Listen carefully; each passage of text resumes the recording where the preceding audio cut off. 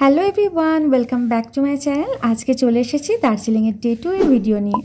দার্জিলিংয়ের পরদিন সকালবেলা আমরা আগে থেকে গাড়ি বুক করে রেখেছিলাম। আজকে আমরা সাইট সিন করব।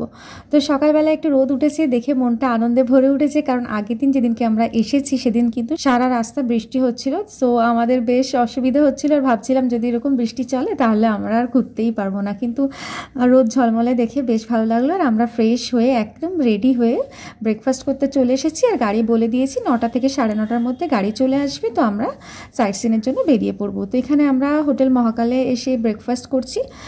তোমাদেরকে আগের ব্লগেই বলেছি আমরা হোটেল মহাকালে ব্রেকফাস্ট, ডিনার, লাঞ্চ সব এখানেই করতাম। এখানে খাবার দাবার যেমন ভালো কোয়ালিটির বানায়, তেমনি নিট অ্যান্ড ক্লিন।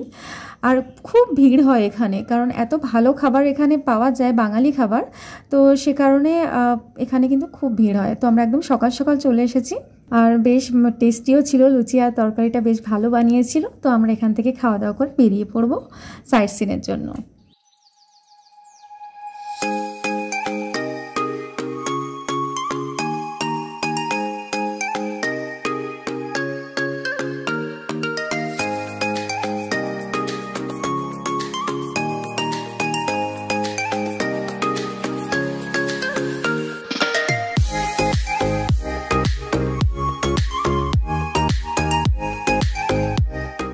আমরা প্রথমে এসেছি হচ্ছে Buddha temple and Japanese peace প্যাগোডাতে। তো আমাদের গাড়ি জ্যামে আটকে পড়েছে, বললেন যে একটুখানি হাঁটা পথ গেলেই সামনে দেখা যাচ্ছে। তো সত্যি ওখানে অনেকটা জ্যাম ছিল বলে আমরা হেঁটে হেঁটে এগিয়ে আসছিলাম। আর ট্যুরিস্টের খুবই চাপ, জানো, সামার ভ্যাকেশন চলছে, সেজন্য এই সময় খুব ভিড় ছিল, একদম পিক সিজন এই সময়টা।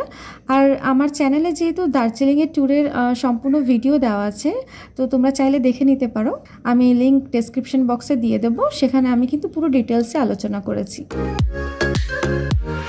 তো আমাদের আজকের সাইট সিনের first destination piece pagoda and Buddhist temple. তো এখানে আমরা বেশ কিছুক্ষণ সময় কাটিয়েছি। সকালবেলা রোদটা দেখে মনটা ভালো হয়ে উঠেছিল, আর কিছুক্ষণ পরেই কিন্তু মেঘ করে গেছিলো। তো আমরা ভাবছিলাম যা আজকে সারাদিনটাও কি বেকার যাবে।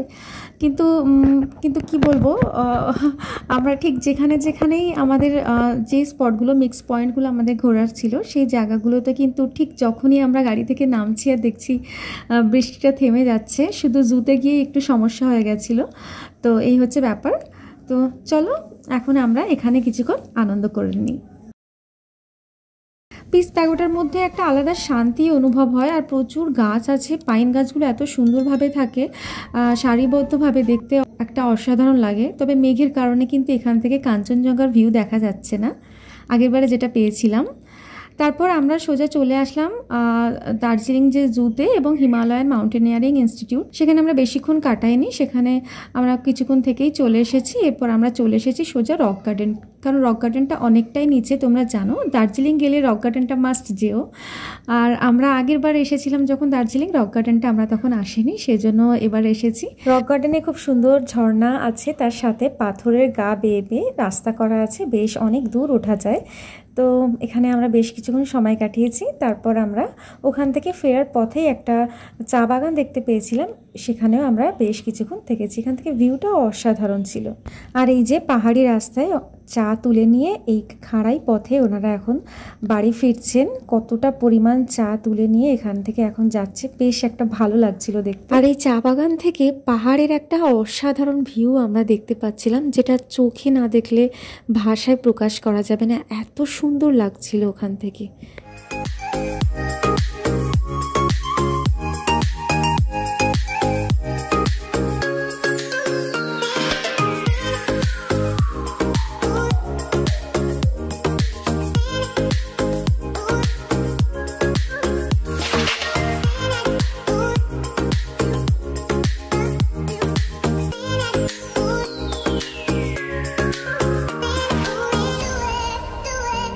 তো এবার চলে আসি ছোটো ছোটো কিছু ইনফরমেশান নিয়ে। আমরা রক গার্ডেনে লাস্ট গিয়েছি, এবং ওখানে হচ্ছে পার হেড টিকিট 20 টাকা করে। আর ওখানে আমাদের এমন একটা সময় হয়ে গেছিলো, লাঞ্চের টাইম হয়ে গেছিলো, বাইরে একটু ছোট দোকান থেকে একটু ম্যাগি খেয়ে নিয়েছিলাম। তোমরা ওখানে খুব ভালো কোনো খাবার আশা করতে পারবে না, হালকা ওই ছোটো ছোটো রেস্টুরেন্ট আছে, বাট ম্যাগি, মোমো এগুলো ভালো বানায়, কিন্তু কোনো বাঙালি খাবার পাবে না। তো যাই হোক, ওখানে খাওয়া দাওয়া করে আমরা বেরিয়ে পড়লাম এই টি গার্ডেনে। তো এবার বলি আমাদের গাড়ি ভাড়া কত পড়েছিল। আমরা যেহেতু মিক্স পয়েন্ট ঘুরেছি। আমাদের গাড়ি ভাড়া নিয়েছিল 2800 টাকা। ওটা 3000 থেকে 3500 টাকা যায়, কিন্তু আমরা ইকো গাড়ি পেয়েছিলাম। আর ওই ইকো গাড়ি বলেই ওটা একটু ভাড়াটা কম নিয়েছিল, নাহলে বোলেরো বা স্করপিও হলে আরেকটু বেশি নিত। তো আমাদের 2800 টাকা ওই জন্য হয়ে গেছে। আর আমরা যেহেতু রোপওয়ে যাইনি, রোপওয়েতে অনেকটা সময় লাগে, সেজন্য রোপওয়েটা স্কিপ করেছি। তাছাড়া মা, বাবা, শাশুড়ি মা রাজি হচ্ছিলেন না, তো সেজন্য যায়নি। আর রোপওয়ে চড়লে আর রক গার্ডেন গেলে কিন্তু ভাড়াটা বেশি পড়ে। রক গার্ডেনটা যেহেতু অনেকটাই নিচে, সেজন্য ওখানে গেলে এক্সট্রা চার্জ লাগে। তো যাই হোক, এরপর আমরা চলে এসেছি বাতাসিয়া লুপ। বাতাসিয়া লুপে বেশ কিছুক্ষণ আমরা সময় কাটিয়েছি। আর বাতাসিয়া লুপে টিকিট হচ্ছে পার হেড 50 টাকা। আর গেছিলাম আমরা ঘুম মোনাস্ট্রি। আমি খুব একটা বেশি ভিডিও করিনি, যেহেতু কয়েক মাস আগে আমি দার্জিলিং এসেছিলাম, আর তার সম্পূর্ণ ভিডিও আমি আমার চ্যানেলে দিয়েছি। তো একই ব্যাপার নিয়ে আমার বারবার ভিডিও দিতে ইচ্ছে করছে না, তবুও একটা মেমোরি, সবাই মিলে একসাথে এসেছি। এবার ফ্যামিলিতেই সময়টা বেশি দিয়েছি এবং আমরা একসাথে খুব আনন্দ করেছি, সেজন্য খুব বেশি আর ভিডিও করিনি। জাস্ট কিছুটা মেমোরি রাখার জন্য আমি ভিডিওটা আপলোড করছি। তো ভিডিওটি ভালো লাগলে অবশ্যই লাইক করে দিয়ে চ্যানেলটিকে সাবস্ক্রাইব করার অনুরোধ রইল। আর কোনো রকম ইনফরমেশন জানার থাকলে কমেন্ট করো, আমি অবশ্যই রিপ্লাই দেবো।